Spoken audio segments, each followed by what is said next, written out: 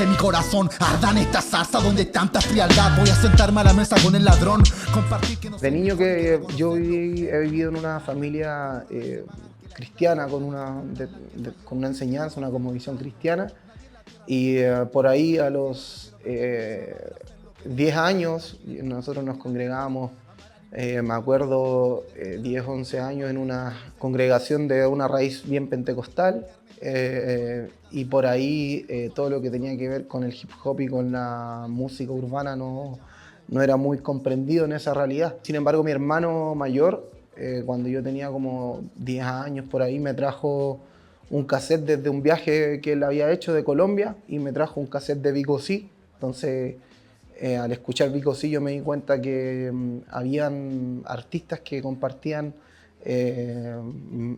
canciones con enseñanza, con mensaje, y ese fue más o menos el parámetro que toda la vida me quedó de poder escuchar música que dejara enseñanza, un mensaje y que fuera trascendental, que no hiciera excepciones, sino que no solamente llegara a gente cristiana, sino que pudiera ser horizontal, ¿no? Que pudiera derribarnos esos muros que a veces se construyen entre la iglesia y la sociedad, y esta música tenía un impacto para todos. Entonces, de ahí en adelante, me acuerdo que con mi hermana nos gustaba también el tema un poco del graffiti o cosas más de niños. En ese tiempo andar rayando, teníamos ahí nuestros grupos de niños, salíamos a hacer presencia al barrio con lo que tiene que ver con el graffiti, con todo eso. Y por ahí a los 14 años ya escribí la primera canción. También fue una oportunidad que se dio dentro de una congregación. Y por ahí ya dije, ya me encantaría poder seguir desarrollando esto. Empecé a freestylear bastante también. Un poco en la adolescencia también anduve medio un pie adentro y un pie afuera también de la comunidad cristiana. Entonces fue que conocí a mis amigos de la calle, empecé a hacerme todo un mundo ahí en la calle. Y por ahí tuve un primo productor que me tomó junto a otros chiquillos más que nos juntábamos en una iglesia y nos comenzó a producir nuestra música. Y nos abrió las puertas para empezar a rapear en tocatas, en eventos, enfrentarse a esa realidad que no es una realidad cristiana, pero que nosotros nos dimos cuenta de que siempre estaba bien necesidad de Dios. Entonces eso de los 17 años ya estaba rapeando en espacios cristianos y en espacios no cristianos. Todo eso porque teníamos el impulso también de una iglesia local que nos apoyaba bastante, que tenía una crew, abrían un espacio los viernes para poder darle una vitrina a los raperos en general, hasta que ya a los 19 años lo que viene es un llamado de Dios a liderar jóvenes, a pastorear jóvenes, a preocuparme por jóvenes. Fue en un campamento donde yo tuve un encuentro con el Señor. Me acuerdo que cometiendo muchos errores constantemente, tanto así que me preguntaba si Dios podía perdonarme. Y por ahí en un campamento de jóvenes, la palabra que llegó a mi corazón y que caló fuerte en mi corazón fue la mujer que se acercó a los pies de Cristo, una mujer pecadora, ¿no? Y profundamente lo que impactó mi corazón fue que al que mucho se le perdona, mucho ama. Yo sentí que la culpa que tenía, ese sentimiento de fracaso, culpa conmigo mismo, se podía transformar en amor y pasión para el Señor. Y fue ahí en un campamento de jóvenes que me acerqué a un amigo, lo abracé, y eso marcó un antes y un después para mí, porque paralelamente con eso, con ese encuentro que tuve con el Señor, vino para mí un llamado. Eso fue en una iglesia X, y mis papás sí estaban pastoreando en ese tiempo, y yo no me congregaba mucho con ellos, no consideraba lo que ellos estaban haciendo, y Dios me hizo poner la mirada en la congregación de mis viejos, y empezar a servir ahí, empezar a levantar un grupo de jóvenes, etcétera. Y bueno, así pasó hasta el día de hoy ya. Para mí es muy especial el tema de los campamentos, porque creo que es tan importante poder enfocar nuestra mirada en Jesús un tiempo y recibir dirección, que es una de las cosas que también más siembro en esta etapa de mi vida, en los campamentos. Así que eso fue bastante especial. Finalmente fue un encuentro con la palabra de Dios, comprender que el amor de Dios estaba disponible para mí, Fue algo trastornador, y toda esa culpa finalmente se terminó transformando en pasión por Dios, en entrega por Dios. Bien, en ese mismo tiempo yo renuncié a la música porque sentí que los ambientes en los cuales estaban no eran de mucha bendición ni para mí ni para los jóvenes que me rodeaban. Gran parte de los adolescentes que me tocaba acompañar en ese tiempo eran del mundo del hip hop también, y de repente llevarlos a las mismas zonas no era de mucha bendición para ninguno. Entonces empezamos a responder al llamado del Señor, y tomé cierta distancia con el hip hop, pero comenzó a pasar que mis mejores amigos de la calle, mis mejores amigos del hip hop comenzaron a llegar al Señor. Entonces, por ahí con un amigo con el que rapeaba desde los 16 años, llegó al Señor, muy importante. En ciertos eventos evangelísticos comenzaron a llegar mis amigos con los que rayaba cuando era adolescente. Me empecé a dar cuenta de lo necesario que es el Evangelio finalmente en mis propios amigos, con los que compartí en la niñez, en toda esta cultura.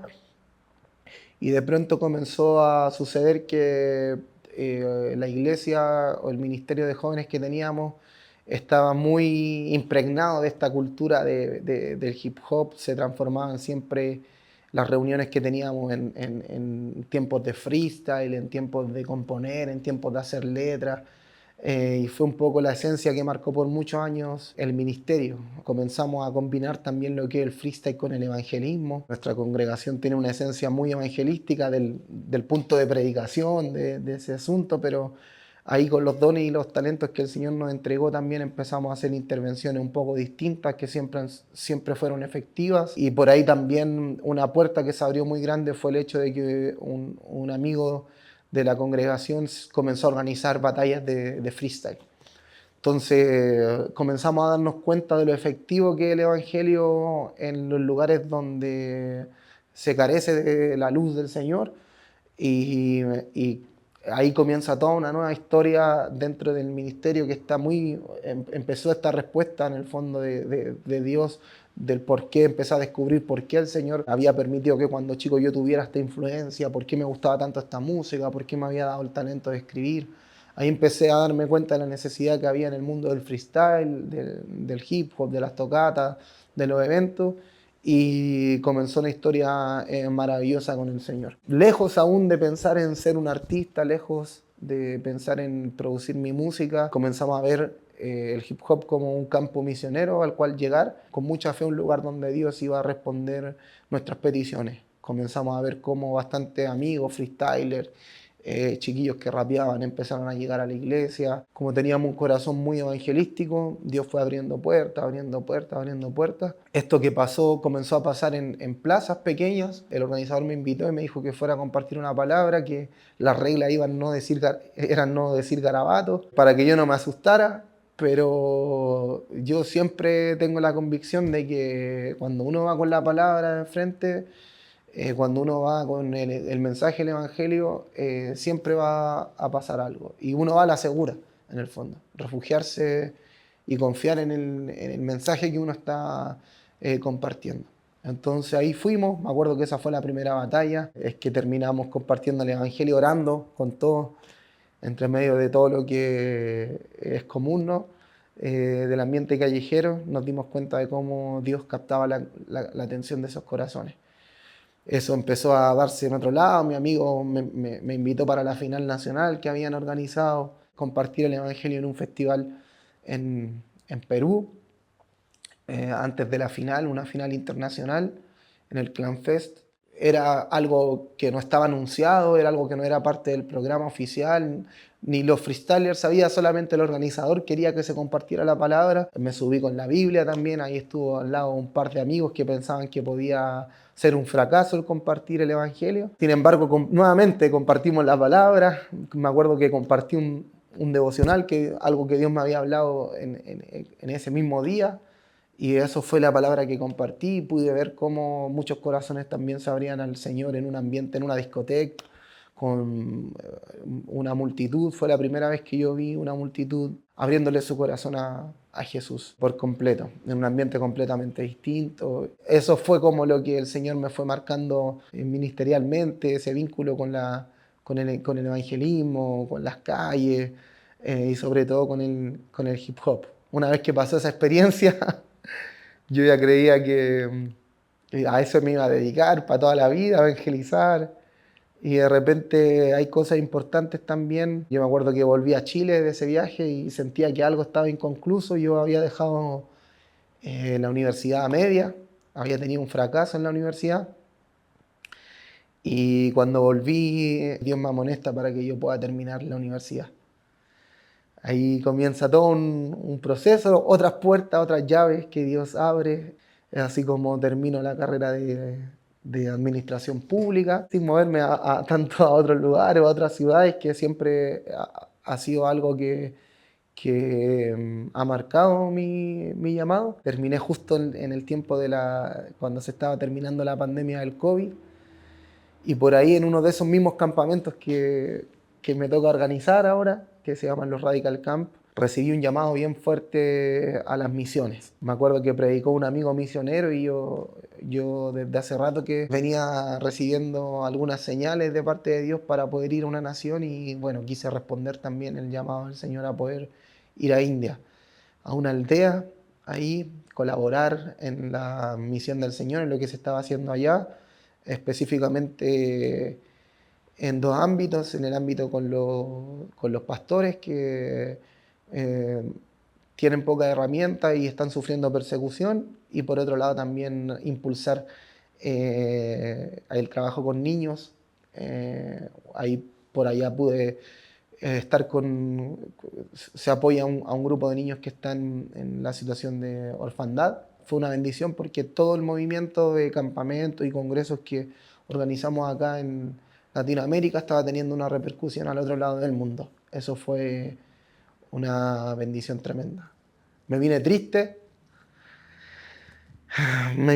porque siento que los pastores en Oriente no sueñan.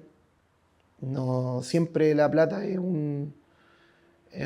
al menos para la realidad de los pastores que yo conocí, me tocó estar con 40 pastores en la aldea de Pratipadú y con otros 15 pastores más en Guntur.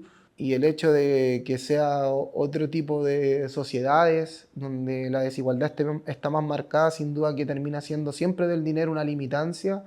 Sin embargo, hay tantas cosas que también aprendí acerca de su dedicación, de su entrega al Señor, que sin duda me da muchas ganas de poder volver y preocuparnos y apoyar y seguir trabajando como cuerpo con los pastores de India. Creo que nosotros somos enormemente ricos y a veces no lo apreciamos, y no solamente por los recursos, sino que por la manera en la cual el Señor nos permite compartir el Evangelio y ver la sociedad y no tener esas limitancias que se tienen en Oriente. Y también yo creo que allá también hay otro tipo de riqueza que nosotros también necesitamos aprender a vivirla acá en Occidente. En los campamentos iban muchos jóvenes con talento, sobre todo con la movida urbana, entonces empezamos a hacer nuestras propias canciones para los campamentos, canciones promocionales, y finalmente eran canciones que eran bien movidas, se podían bailar y todo eso, y ese fue el vínculo más que nada, a pesar de que no, obviamente había una barrera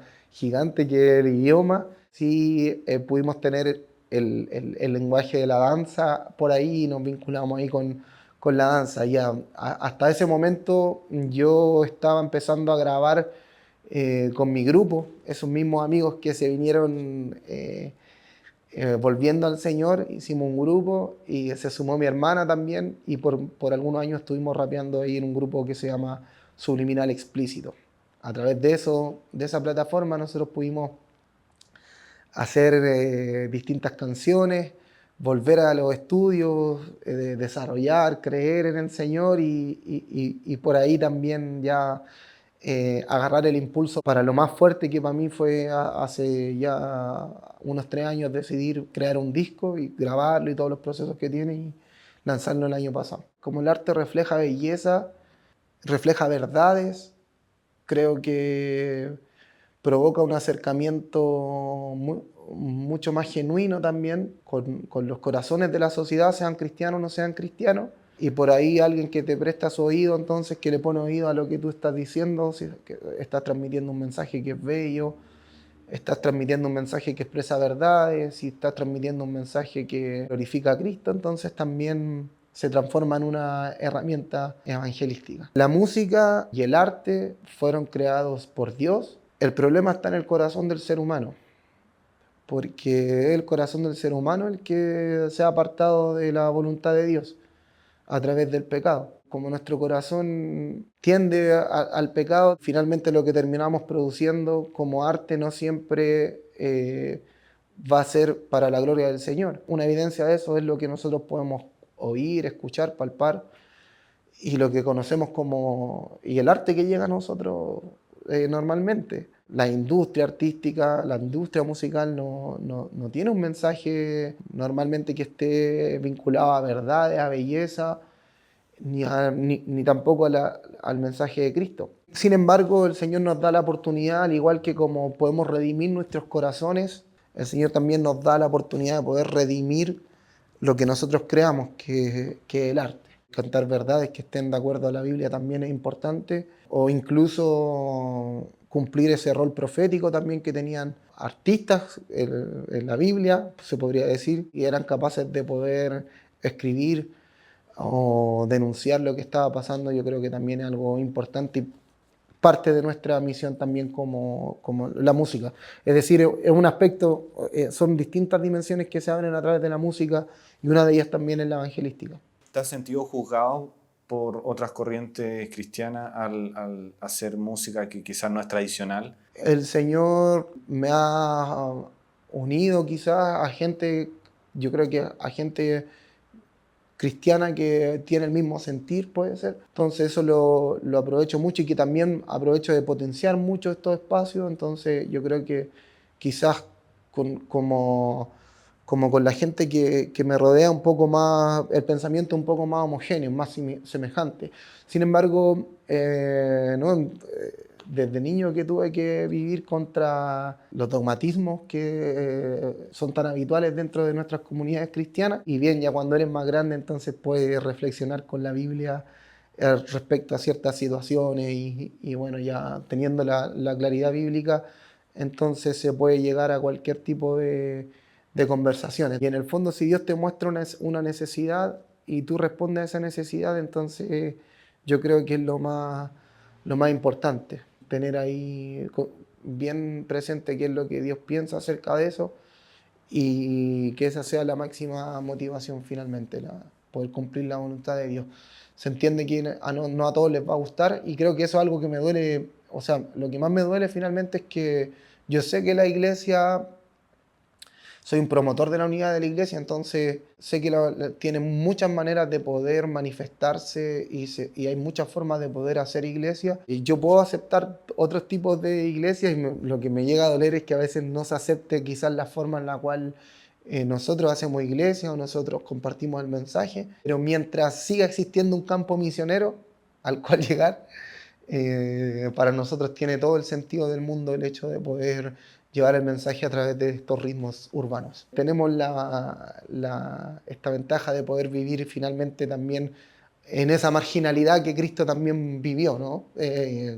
Una constante tensión, ¿cierto?, entre el sistema religioso y la vida de Jesús, que tenía mucho impacto afuera, que tenía mucho impacto en su entorno, en la sociedad. Entonces creo que se replica nomás y bueno, si hay algún artista urbano que me esté mirando y que esté viviendo una situación así, aprovechar todas estas oportunidades para poder formar el carácter de Cristo y que finalmente eso se traduzca en arte. Pablo, ¿cómo le hablas a otros raperos o artistas sobre tu fe sin que se sientan necesariamente juzgados? Primero que todo, sembrando tiempo, y si bien Dios nos permite alcanzar multitudes a través de la música o presentarnos a multitudes, yo creo que nunca hay que descuidar el trabajo personal. El hecho de dedicar, sembrar tiempo en las personas es algo muy importante. El escuchar, el oír, el conectarnos con las realidades, con lo que están viviendo las personas, Yo creo que es algo súper relevante. Soy de las personas que cree que siempre el Señor te conecta con propósitos con otros. Intento siempre descubrir ese propósito. Voy con esta seguridad. Si Cristo vive en mí, entonces las personas que me van a conocer, no solamente me van a conocer a mí, sino que van a conocer a Cristo en algún momento. Un llamado a ser intencionales también y bueno, a ser sensibles, que eso es lo que creo que más cuesta, el ponerse en los pies del otro, de las otras realidades. E incluso artistas cristianos, artistas urbanos cristianos, hacer nuestros propios círculos y quizás cerrarnos un poco más cómodo, un poco más fácil, pero yo creo que la pega no es esa. La pega ahí para el mundo urbano, para nosotros estar preocupados de artistas que necesitan apoyo, no solamente de las multitudes, sino que organizadores que hay atrás que la están luchando. Y nosotros del mundo de la iglesia tenemos canchas, Dios nos ha preparado ahí en los ministerios de alabanza, nos ha preparado colocando el sonido en la iglesia.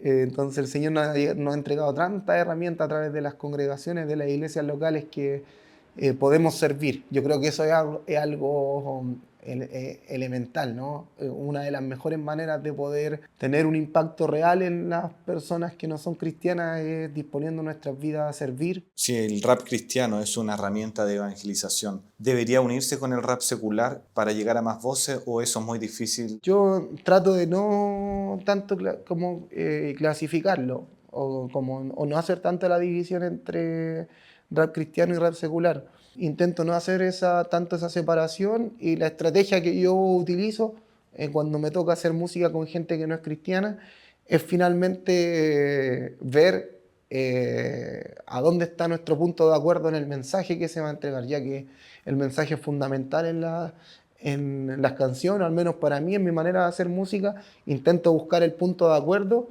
en donde yo sé que el mensaje que voy a transmitir va a ser de bendición para ellos y quienes lo escuchan, y también yo sé que lo que ellos pueden transmitir puede terminar siendo de bendición también para quienes siguen la música que yo estoy haciendo. La protesta social que hay en el rap, como partió originalmente, ¿eso sigue manteniéndose vivo y vinculado en el Evangelio? Hay algunas canciones tuyas que hablan un poco de eso. ¿Y cómo lo ves tú en esa vinculación con Cristo? El Evangelio en sí es bastante contestatario y no me gustaría que nadie se ofendiera, pero tanto si veo a Jesús en distintos episodios de su vida, tanto como históricamente veo a la iglesia, también la veo siendo parte de procesos contestatarios en donde se para frente a la autoridad religiosa. Tanto Jesús como la iglesia históricamente también existen estos procesos donde se para frente a la autoridad y se dice, no, pues esto es lo que la Biblia nos enseña, esto es lo que tú nos estás enseñando, o de esto es lo que estás haciendo provecho, y este camino no es el camino bíblico, no es el camino que Jesús nos mostró. Eso se repite muchas veces en los evangelios y se ha repetido a lo largo de la historia de la iglesia. No por nada la iglesia evangélica deriva del movimiento protestante. Entonces yo creo que cada generación tiene que hacer una reflexión respecto a lo que se le está predicando como evangelio y lo que es el evangelio. Y dentro de esa reflexión, obviamente que las canciones sirven, y bueno, yo soy muy celoso también del hecho de poder potenciar a la iglesia. Entonces siempre cuando hago una canción en la cual voy a hablar de la iglesia, voy a hablar temas de la iglesia, intento ser bastante autocrítico, involucrarme en el problema que está pasando y también involucrarme en la solución que veo desde el Evangelio.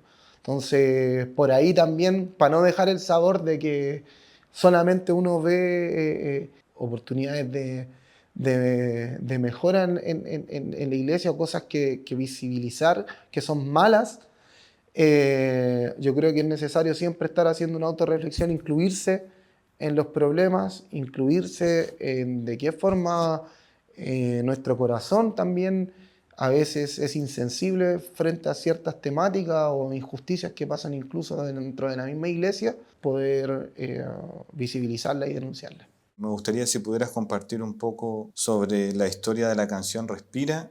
Gran parte está pensada desde el comienzo en la historia de un amigo. Era parte de nuestra comunidad de jóvenes y en un tiempo de que él se fue, lo perdimos de vista, del contacto de él, se cambió de región a vivir a otro lado. Él toma la decisión de quitarse la vida. En base a eso yo dije, ¿qué podría cantarle a una persona que pudiera estar en la misma situación a lo mejor que estaba mi amigo? Y ahí es que comenzó el coro. Lo primero que escribí de esa canción fue el coro. Yo le decía, la vida no termina acá, esto continúa, la ruta continúa, para poder dar ánimo a quienes estuvieran en esas circunstancias. Y yo también viví procesos críticos también respecto en ciertos momentos en la salud mental. Entonces quise relatar esta historia con cuestiones gran parte de cuestiones que yo sentía cuando viví en momentos de crisis, de angustia, y finalmente poder entregar el mensaje que me hubiera gustado que escuchara mi amigo en ese momento. Así que siento eso cada vez que puedo cantarla, puedo rapearla. Sé que la gente que me está observando, detrás de lo que uno está viendo en sus corazones, hay luchas y batallas que nadie más puede estar observando. Y con esa convicción siempre la canto. De ahí que también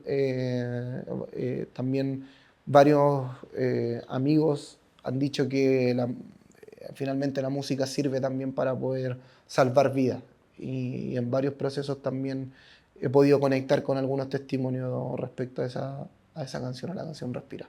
La canción del disco Aerópago, que se llama Invitación, me impactó bastante. Si pudieras contar un poco sobre cómo nace esa canción y cómo fue inspirada. Nace en una predicación.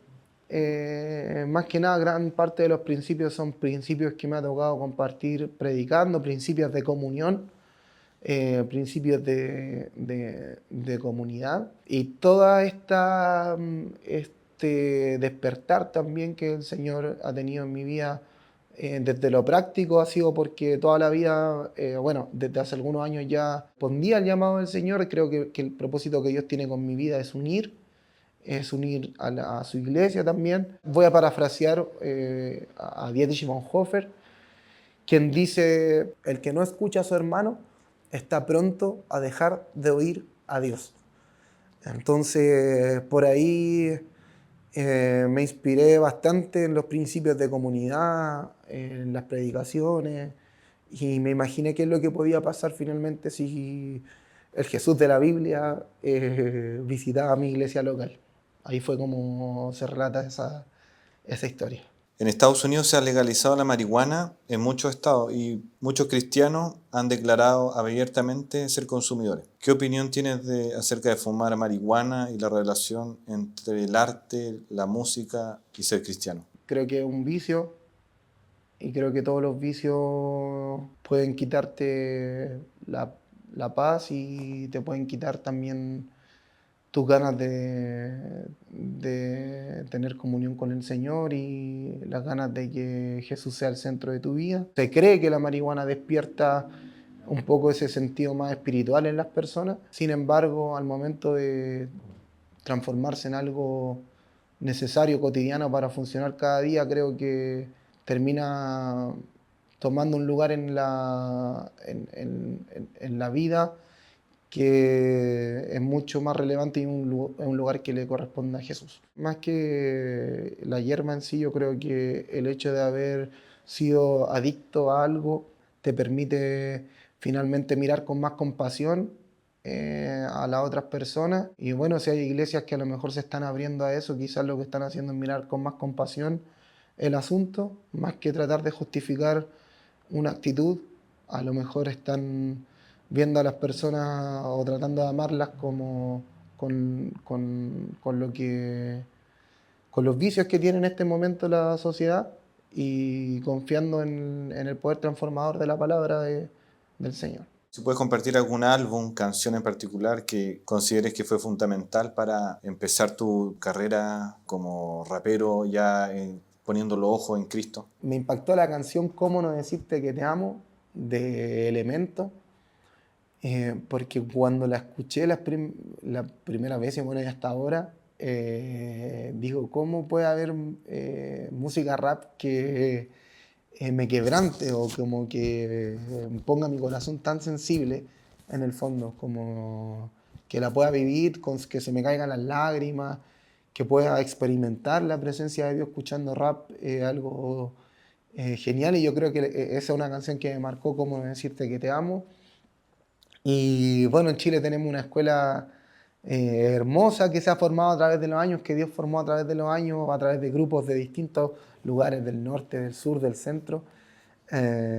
Y por ahí también, más que canciones, a lo mejor grupos también, como el grupo Cristocéntrico, Familia, también fueron grupos que siempre me inspiraron a poder creer que en algún momento podía lograr el hecho de grabar mi música. Por último, Pablo, si quisieras dejar algún mensaje a los jóvenes que hoy día están en Cristo, pero a lo mejor no saben cómo llegar a otros que no están en Cristo y solo encuentran rechazo. Por mucho tiempo quise cerrar la puerta a mi pasado hip hopero, y claro, tiene una razón bastante entendible. Yo sentía que me hacía mal, pero me di cuenta que era Dios mismo el que me estaba impulsando hacia este mundo. A través de los años me di cuenta que era Dios mismo el que se estaba revelando sus propósitos a mí, y me vi de repente como el apóstol Pablo respecto a mi testimonio.